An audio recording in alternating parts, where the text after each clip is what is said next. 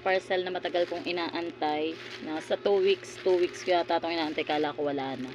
Galing pa kasi ito ng China. Okay, anyway.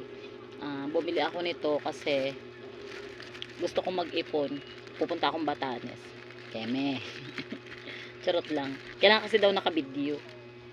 Kasi para tingnan natin kung goods. Okay. Wow, with lock pa. Ayan, with lock. Hindi makukupit. May lock. Anyway, tingnan natin yung loob. Ano kasi to? Couple challenge ipon, yung ganun. This is only 132 pesos. Ayan. Paano ba to? Paano naman ang lalagyan? Paano ba to? Pakabano. Okay. May lock. Ayan. Ganun pala. Nakakabano.